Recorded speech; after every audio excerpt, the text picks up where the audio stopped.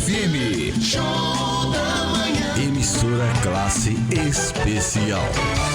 Muito bem, 10 horas e 1 minuto em São Paulo, nessa segunda-feira, 6 de maio de 2024. Por aqui sou eu, Paulinho Pereira, da Rádio Sat FM. Vamos bater um super papo gostoso com a Maria Aparecida Xavier.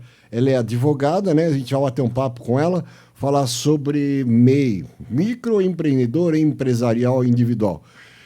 Aliás, microempreendedor individual. Eu falei um monte de coisa aqui. Bom dia, tudo bem com você? Você apagou aí, você apertou o botão. Isso, pode falar. Vai. Oi. Tá certinho? Tudo certinho. Oi, bom dia. A pessoa meia... Nada. Tudo certo. Tecnologia, né? Mas tudo bem. Beleza, então. 10 e 1, vamos falar então sobre MEI, microempreendedor individual. Primeira pergunta, Maria Aparecida. Ela é advogada. Vamos tirar algumas dúvidas em relação aí os encargos, essas coisas do INSS, etc e tal, tá?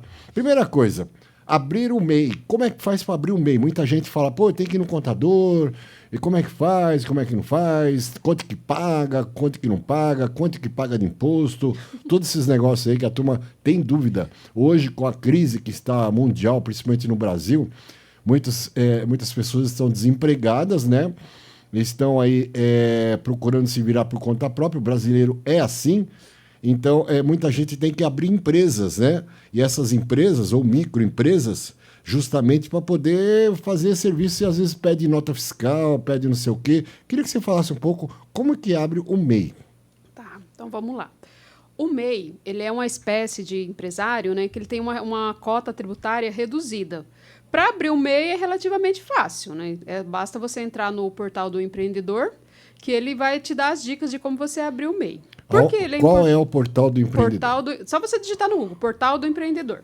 Tá? Ou então, o que eu sempre recomendo, né? Que quando você vai abrir uma empresa, vai montar um negócio, primeiro você precisa de uma assessoria, porque não basta só uma ideia, precisa saber se a ideia vai dar certo. E o Sebrae, ele é excelente nisso. Tem vários cursos gratuitos, eles dão uma excelente assessoria para quem está começando. Tá, eu tenho uma ideia de negócio. Vou abrir um MEI, porque eu quero ter um CNPJ, eu quero emitir nota fiscal, eu quero fazer grandes contratos. A primeira coisa que ele precisa verificar é qual será a renda anual dessa empresa. Porque para ser MEI é até R$81 mil de faturamento anual. Passou de 81 mil, já é outra espécie do ramo empresarial. Então, a primeira coisa que ele vai ver, você tem que fazer uma projeção. Acima de 81 mil já não é mais MEI? Não é mais MEI. Já é empresa, salvo engano, é limitada. Individual. É empresa individual, isso, empresa individual. Só uma pergunta. Então, como é que a pessoa, por exemplo, vai ter ideia de quanto que ela vai faturar por ano, se ela ainda está abrindo, não tem a menor ideia quanto que eu vou ganhar, para saber se eu vou ganhar 100 mil, se eu vou ganhar só 20 mil por ano? Isso é muito relativo, né, Paulinho? Porque depende de o que a sua empresa vai oferecer. Se ela vai trabalhar com mercadorias, se ela vai ser um prestador de serviço, então isso é muito relativo. Por isso, volto a falar, uma assessoria especializada não é um gasto, é um investimento. Tá? Para saber como vai ser o seu faturamento. Porque se passou de 81 mil, não vai poder ser MEI. Mas menos de 81 mil, você vai. Então, você precisa ter essa projeção. Consulte o Sebrae. É o que eu aconselho. Consulte o Sebrae para ver a viabilidade, porque senão você vai quebrar. Porque, eu não tenho dinheiro para poder contratar um profissional, eu estou falido, eu estou desempregado, então vai no Sebrae. Vai no Sebrae. É um excelente caminho para isso, tá? Tem excelentes profissionais lá dentro. Eles não cobram nada. Auxilia e tem muito curso gratuito também no Sebrae que você pode fazer, né? Porque, como eu falei anteriormente, não basta a ideia, tem que saber se a sua ideia é viável. Porque senão você vai nadar e morrer na praia e ainda por cima vai ficar com dívidas. Tem pessoas que querem abrir portais, né, para vender coisa na internet, né, que é o e-commerce, né? Isso. E não sabe ainda o que vai vender, não sabe quanto que vai ganhar. Então, começa... Primeira coisa que eu acho, que nem eu vou abrir uma empresa física, né, que eu já tive contato aí com o pessoal do Sebrae, eles me deram essas dicas também. O Sebrae, ele orienta as pessoas aonde você vai abrir sua empresa, que tipo de prédio que você vai alugar, se ali funciona, todas as dicas para você não abrir daqui a 3 meses fechar. E o financeiro. O Sebrae dá ótimas dicas de financeiro, como você fazer a planilha, aquela coisa toda lá, o que entra e o que sai. O Sebrae, então, ele informa a pessoa que vai abrir pela primeira vez uma empresa quais são os caminhos que o Sebrae dá, já que você está tão envolvida no Sebrae. Não, eu sou mais curiosa, mesmo Sim, como muita sim. gente, né? Já tive a oportunidade de participar em alguns cursos do Sebrae e eles dão uma assessoria muito grande mesmo em relação a isso, né? No meu caso, o que foi mais importante é que eu tenho muita dificuldade no financeiro, né? Aí eles têm uns programas lá que eles ensinam a fazer o fluxo de caixa, o que entra, o que sai, o que é despesa, o que não é despesa. Então isso ajuda bastante, auxilia bastante. Porque quem está começando tem aquela... Eu nem diria uma mania, né? É assim, é o rotineiro, é misturar o que é da empresa e o que é pessoal.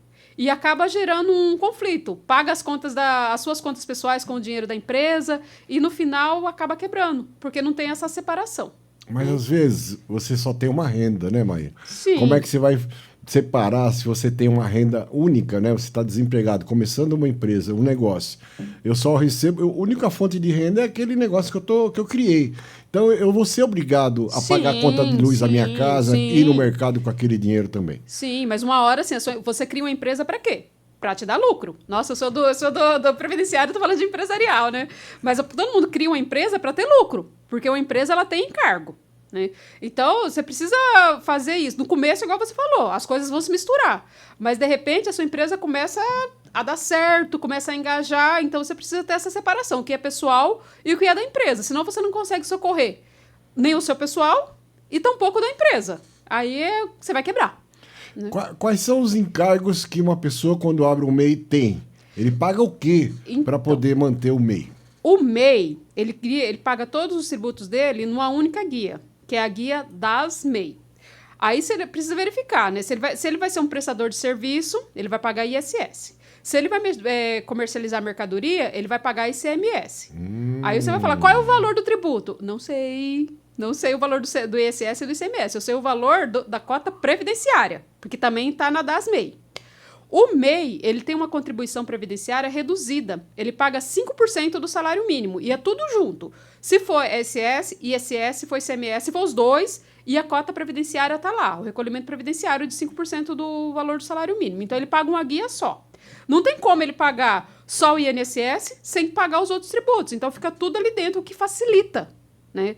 Quando surgiu o MEI, foi uma forma que o governo federal encontrou de formalizar as pessoas que estavam na informalidade.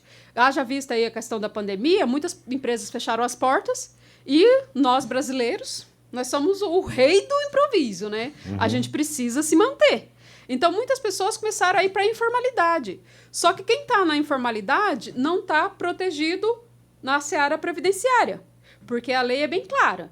Tem benefício previdenciário, quem paga, né? Só que para quem está, por exemplo, a pessoa que está desempregada, para pagar uma contribuição, um recolhimento previdenciário de contribuinte individual, é 11% do salário mínimo. Hoje dá mais de R$155, salvo engano. Então, se você está desempregado, entre o que eu ouvi recentemente num encontro que eu fui, que eu achei assim, muito pertinente, entre comprar um prato de comida e colocar para sua família e pagar a contribuição previdenciária, o que você vai fazer? Comer. Alimentar a sua família. Eu ia falar isso daí, pô, R$150 para quem está desempregado, para quem está sem muito renda, dinheiro. é muito dinheiro, né? Então, o MEI, ele paga essa cota reduzida, 11,5% do salário mínimo. Só que tem outras implicações, né? Quais? Por exemplo, se você é MEI, se você começou... Antes não tinha contribuição previdenciária nenhuma, né? Começou a MEI, você é obrigado. Porque a lei fala que todo mundo que recebe dinheiro pelo seu trabalho é contribuinte, é segurado obrigatório da Previdência, precisa pagar, né? Mas o MEI, quando ele paga só de um salário mínimo, que não tem CLT antes, não contribuiu para a Previdência de nenhum jeito, o benefício previdenciário dele vai ser de um salário mínimo. Tá? Então, assim, pensão por morte para os dependentes, um auxílio-doença, né? Ou uma aposentadoria de um MEI, para quem foi MEI a vida toda, nunca vai ser maior que um salário mínimo. Então, precisa verificar isso também. Por exemplo, a pessoa que trabalhava registrada, foi CLT, né? Trabalhou muito tempo como CLT, ele vai passar a MEI, ele vai perder esse tempo de CLT? Não, ele não vai perder. O que vai acontecer é que, quando ele começar a recolher como MEI, né, que hoje junta todas as contribuições e faz uma média, isso vai dar um impacto no valor do benefício. Por exemplo, se quando ele estava trabalhando empregado, ele tinha contribuições altas, né, contribuições de teto que a gente fala, e ele passou a ser MEI e vai contribuir com um salário mínimo, quando fizer a soma das médias para ter o valor do benefício, vai cair. Ai, doutor, e agora é o fim do mundo? Não é o fim do mundo, porque quem é MEI e exerce uma outra atividade fora do MEI, ele pode complementar para ter um valor de benefício melhor. Que seria pagar mais uma cota além do salário. Seria 2 cotas, né? Isso, daí ele vai pagar o MEI, que é 5%, porque ele está obrigado pela lei. R$150. Não, 5%, 70 e alguma coisa. 70. Peraí que a gente é ruim de conta, né? A gente é do direito... 5% de quanto? De um salário salário mínimo? 1.412. Dá 70 e pouco mesmo. 1.412 vezes... 74,89. É, por aí. Tá? Então, é esse tanto que ele vai pagar como MEI. Aí, se ele quiser complementar essa diferença para 11% ou 20%, ele pode. É uma complementação à parte. Mas o que a gente fala, você tem que ver se é viável ou se você vai jogar dinheiro fora. Por exemplo, se faltar pouco para você se aposentar, às vezes não é viável. Se tiver contribuições altas lá para trás, você vai recolher essa diferença, talvez não seja viável. Ai, doutora, como é que a gente sabe disso? Meu amigo, minha amiga, você precisa fazer um planejamento. Porque a vida é de planejamento. Né? Você quer se aposentar bem, você quer complementar o seu MEI, mas espera aí, poder eu posso, mas o financeiro vai valer a pena? Ou eu vou estar jogando meu dinheiro fora? Então, são perguntas que cada um precisa fazer. Assim como eu falei no início, vai montar o MEI? Se assegure, veja quais são as possibilidades do seu negócio dar certo, veja quanto você tem disponível para investir, para você não se frustrar no futuro. O cara que tem o MEI, ele pode ter funcionário? Pode. O MEI, ele pode registrado? ter... Registrado? Só que é o detalhe, ele pode ter só um. Um só? Um funcionário registrado o MEI pode ter. Se ele ter 2 contratações, aí ele já foge do MEI, ele não pode. Né? Claro, voltando, ele vai contratar, ele tem que pagar todos os encargos trabalhistas, porque daí ele vai ser um empregador como um outro qualquer. O que ele não pode é ter mais de um. Nota fiscal, como é que faz para ter nota fiscal? Hoje, acho que não existe mais nota fiscal em papel, né? Tudo eletrônico. Não, hoje é tudo eletrônico. Não tem mais em bloquinho de nota fiscal, não existe mais, né? Acho que não existe não, faz tanto tempo que eu não vejo. Tudo que você compra hoje vem a ANF, né? A ENF, né? A nota fiscal eletrônica. Como é que faz para o cara ter uma nota fiscal eletrônica? Ele precisa fazer o cadastro. Lá na prefeitura, por exemplo, Suzano, você faz o cadastro na prefeitura, na Receita lá, né? Aí lá ele vai ter os meios lá, porque é tudo assim, hoje a gente fala que é tudo meio que autoinformativo, autodidata, né? Vai te dando os caminhos. Mas se você quiser uma assessoria, eu sempre recomendo. Porque nada, eu falo assim, quando a informação vem de um especialista, se alguma coisa der ruim, você pode processar ele. Né? Então, é sempre interessante você procurar um especialista. Aí volto a falar, Sebrae... Tô quase uma garota propaganda do Sebrae. Que nem, ele pode abrir uma conta jurídica, PJ, né? Pode. Porque o MEI vai gerar um CNPJ, Sim. não é isso? Sim, inclusive ele tem incentivos para isso. É muito bom. O CNPJ é importante, pessoal, para você ter, porque você pode fazer empréstimo bancário, você pode ter um monte de coisa. Pode fazer contratação com serviço público. Também. É verdade, hein? Você pode prestar serviço para uma prefeitura, para o governo de São Paulo, governo federal. Sim. Pode fazer exportação, será? Eu já não sei, porque aí foge um pouco da minha alçada, né? Foge um pouco da minha área, eu não sei te dizer. Agora, o MEI, ele pode participar de uma licitação? Pode. Tudo, desde que ele se enquadre lá nos... agora me fugiu o nome. Nos requisitos, né? Sim. Da licitação, ele pode. Porque a licitação exige uma série de coisas. Sim. Putz, um monte de coisa. É muita coisa. É um monte de coisa. É complicado, mas é legal. De repente, você pode ganhar uma boa grana, dependendo. Não, porque assim, são incentivos, né? O MEI, ele veio para incentivar o pequeno. Né, o pequeno empreendedor. Porque hoje em dia, no Brasil, a maioria da população é empreendedora. E o fato de você estar formalizado, nossa, te abre muitas portas e te auxilia muito. Aí, na questão previdenciária, que é a minha especialidade. Nossa, doutora, mas eu vou pagar esse pouquinho aqui, né? Gente, pouquinho, vamos lá, né? Nem tanto ao céu, nem tanto ao mar. Igual a gente falou anteriormente. Para quem está desempregado, talvez pagar a cota previdenciária de 11% sobre o salário mínimo é uma fortuna. Pagar o MEI já é mais viável. Mas lembrando que tem os outros tributos ali, não é só a cota previdenciária, viu, gente? Mas você também precisa verificar. Vai valer a pena? Eu quero continuar empreendendo? Porque, como você falou, Paulinho, se você for empreendedor e ter um CNPJ, vai te ajudar muito. Você compra mercadoria mais barata, você tem incentivo no banco, você tem incentivo fiscal, então tudo auxilia. Só que tem, além do bônus, também tem o ônus. Você só não pode querer as coisas boas. Tem as coisas ruins também de se ter uma empresa. E assim, no meu ponto de vista, uma das coisas que mais consome e onde o microempreendedor mais pena é na parte do gerenciamento. É onde ele comete mais erros. Maria Aparecida, você tem assim de cabeça, mais ou menos, quanto que a pessoa gasta por mês para ter um MEI? Não de tem. despesas, assim, Não impostos? não assim, sei. ideia, Né? que nem não você sei. falou em porcentagem do salário mínimo, né? Isso, porque eu sou da Previdência. Sim. Então, para mim, eu vejo o MEI, eu falo 5% do salário mínimo. 5% do salário mínimo. Já são 70 e poucos reais. Isso. Aí tem as outras coisas, né? Tem igual eu falei, se for um vendedor de mercadorias, ICMS, se for um prestador de serviço, tá. ISS, né? Aí esse imposto eu não sei te dizer. Além do que, já falando em gastos, né? Tem o gasto com o estoque, transporte, né? Tudo isso precisa ser colocado lá no financeiro, lá para verificar. Isso, tudo isso precisa ser verificado. Tudo que você tiver que fazer, dependendo do que for fazer, você tem que computar aí tudo isso que a gente está falando aqui.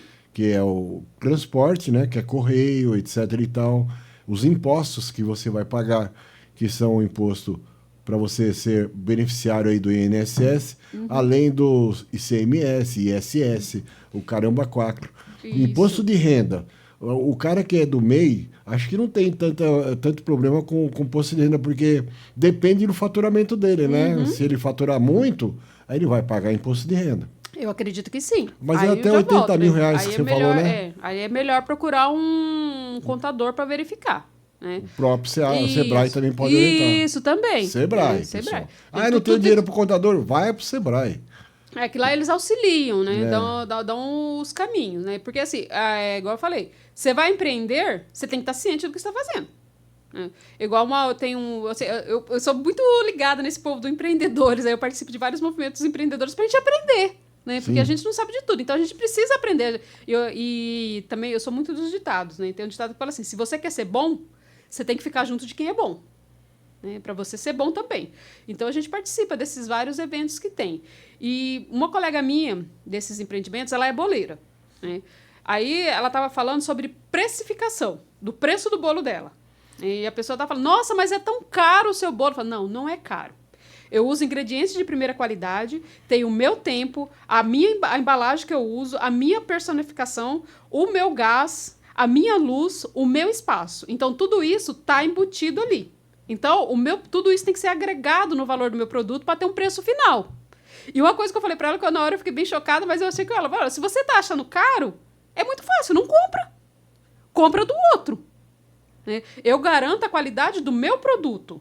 Nossa, eu achei isso maravilhoso. Porque, às vezes, a pessoa está tão assim na ânsia de empreender, na ânsia de conquistar clientes, ele acaba se prejudicando, colocando um preço abaixo do mercado. Então, ao invés de ele ter lucro, ele começa a ter prejuízo. Maria, mas a pessoa, às vezes, não tem clientela. Sim. Aí ela fala, vou vender mais em conta para poder começar a ter essa clientela. O Sebrae deve ensinar, assim, perfeitamente, tenho quase certeza absoluta sobre isso, esse marketing, para ela começar a vender, se divulgar, para poder... Aí ela vai ter um preço mais acessível, depois ela vai subindo o valor. Sim. Agora, o Sebrae, eu tenho certeza que o Sebrae deve fazer o quê? Cálculo do custo do produto que você está vendendo. Como é que você calcula o preço? Eu não sei quanto que vale meu bolo. Quanto que eu vou vender meu bolo? Então. O Sebrae vai dar essa fórmula, né? Creio eu que ele vai dar essa fórmula. Aí você começa a computar. Quanto que você gasta de luz, de gás, que nem você que falou aí, de leite, de ovo, não sei o quê. Piriri, pararó.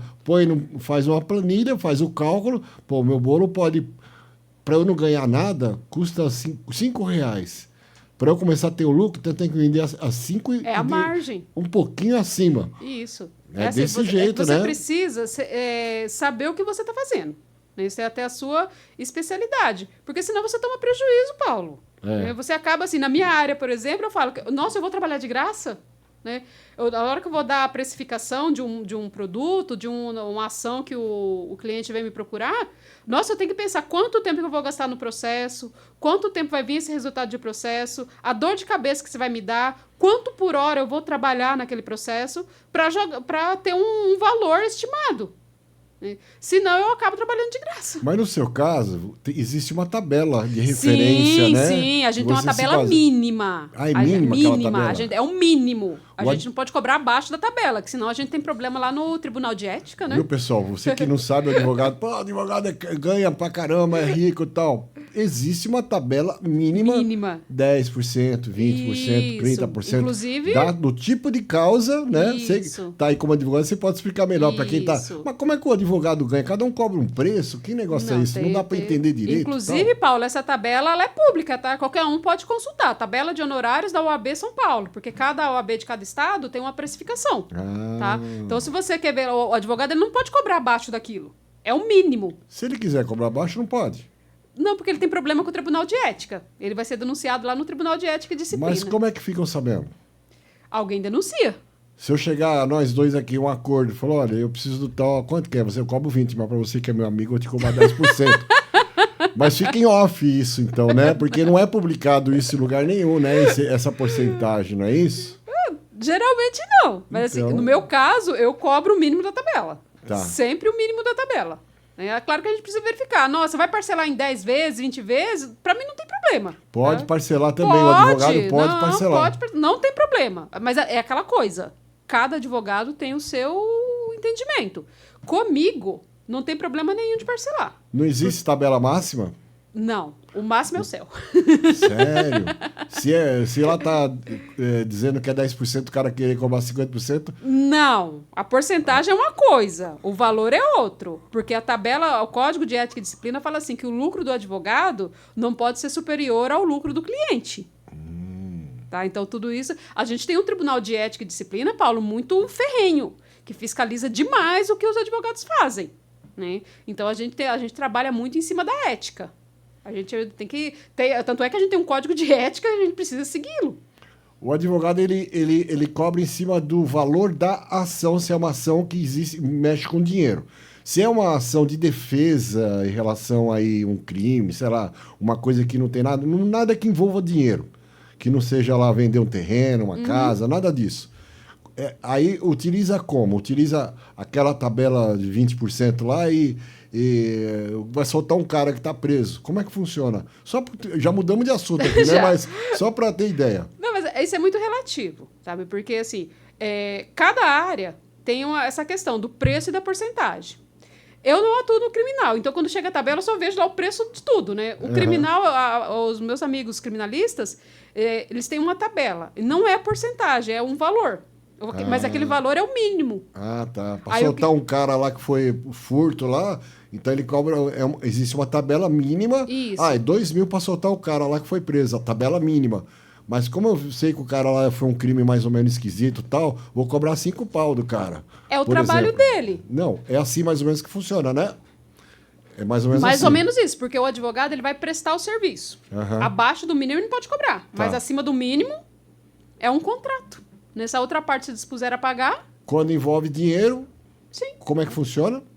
Quando envolve dinheiro, geralmente tem um valor da tabela e tem uma porcentagem. A porcentagem sobre o valor que tá Por em exemplo, briga se lá. fosse, no meu caso, Previdência, né? A gente pode cobrar, tem o valor da tabela ou 30% de atrasados, mais 30% dos valores que virão receber durante um ano.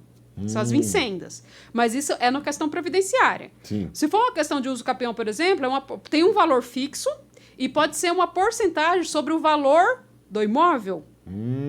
É muito relativo. Então, Entendi. cada prestação tem um valor fixo e tem a porcentagem. Aí precisa verificar como é que o profissional vai cobrar. Se você tiver dúvida alguma coisa, vai na OAB, né, doutora? Vai na Isso, OAB. vai Se na você, OAB. pô, o advogado tá me sacaneando, tá cobrando muito acima do que deve ser cobrado. Então vai na OAB, se informa que o pessoal da OAB vai esclarecer Isso, certinho. Mas outra coisa que precisa verificar também, Paulinho, que ele precisa verificar isso no ato da assinatura do contrato. Porque advogado não faz nada sem contrato. Se ele tá achando que o valor tá excessivo, ele não assina o contrato. Porque a gente faz um contrato de prestação de serviços advocatícios. Né? Não é obrigado a me contratar. Eu, como advogado especialista em direito previdenciário, tem vários na cidade, tem excelentes profissionais. Então, você vai com aquele que você confia. O meu valor é esse. Você quer fechar comigo? Você quer contratar comigo? É livre e espontâneo. O advogado ele não obriga você a fechar o contrato. Né? Se você está achando o valor caro, vai com outro. tem vários especialistas aí na cidade. Mas assim, depois que assinou o contrato é a lei entre as partes. Aí não dá para ficar falando que o advogado está cobrando acima. Você não estava ciente quando você assinou? Então precisa tomar cuidado em relação a isso. Tem que tomar cuidado. Todo profissional é todo profissional. Existem os bons e os maus profissionais. Sim. Então você consulta lá a OAB, não custa nada. Sempre tem alguém lá que pode te orientar. Olha, eu acho, o cara tá me enrolando faz 5 anos que tá com ação, ele não me fala nada. Vai no OAB. Tira tudo essas dúvidas. Pô, faz 5 anos que o cara não me dá um retorno. Vai no OAB. Que o pessoal lá do OAB vai verificar o que está acontecendo. Vai dar um encaminhamento. Né? Se o advogado é sacana, se ele não é sacana, se ele está te dando se está tomando seu dinheiro, você não está nem sabendo, qualquer coisa parecida. Beleza? Beleza. Vou voltar aqui então para o MEI, para a gente já quase encerrando nosso bate-papo aqui, porque a doutora Maria Aparecida Xavier tem compromisso. Sobre os encargos, vamos recapitular sobre isso.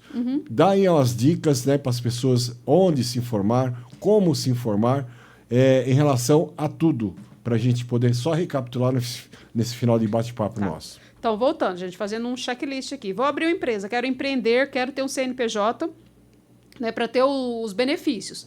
Benefícios, para mim, que sou da área previdenciária, quem é MEI, 5% do salário. O salário mínimo vai estar assegurado para os benefícios previdenciários, né, e também os dependentes.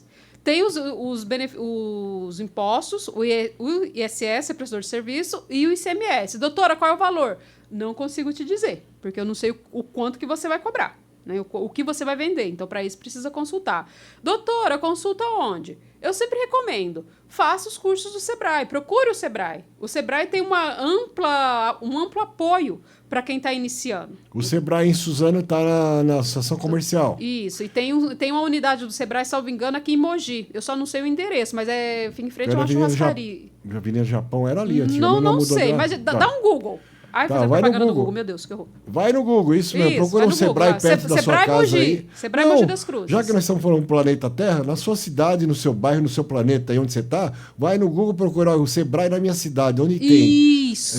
Eles são excelentes, gente. E assim, o pessoal do Sebrae eles dão um apoio muito grande em relação a isso. Já aproveitando o ensejo, Paulo, que eu estou aqui, claro. A Comissão de Direito Previdenciário aqui da OAB Suzano, a qual eu estou presidente, né? Vou ficar presidente por esse ano ainda. O ano que vem a gente não sabe o que vai acontecer. Vai realizar nessa quinta-feira, dia 9, uma palestra sobre o MEI. Chama Prática Previdenciária do MEI. Então, eu gostaria de convidar os seus ouvintes para ir lá. É uma palestra gratuita, né? Vai começar às 19 horas, aqui na OAB, ao lado do McDonald's. E assim, gente, o que eu falo, conhecimento não ocupa espaço. Então, vamos lá. Então, 2 palestrantes que eu falo assim, que elas não dão palestra, elas dão show. Que é a doutora Maura Feliciano e a professora Ana Júlia Caixão. Elas são autoras de livros, têm muita experiência na área. E a palestra é muito boa, uma linguagem simples, onde todos entendem e conseguem acompanhar. Então, eu convido todos vocês, dia 9, quinta-feira, a estar conosco na OAB Suzano, ao lado do McDonald's, aqui na rua Baruel, para saber, né, quais são os seus direitos, o que você precisa fazer, se você precisa complementar, sobre o MEI. Você que é MEI, que quer empreender, para dar tudo certo no seu negócio. Quem quiser falar com você, quais são as suas redes sociais? Quem quiser falar comigo, só me procurar nas redes sociais, doutora Maria Xavier Prev, não, doutora Maria Xavier Advogada. Né? Xavier com X, viu, pessoal? O meu Xavier é com X, do X-Men. Aí me procura lá que a gente conversa. Me manda um direct que a gente agenda uma consulta. Legal. Você tem escritório em Suzano, né? Tem escritório em Suzano, fica ali próximo ao Suzano Shopping.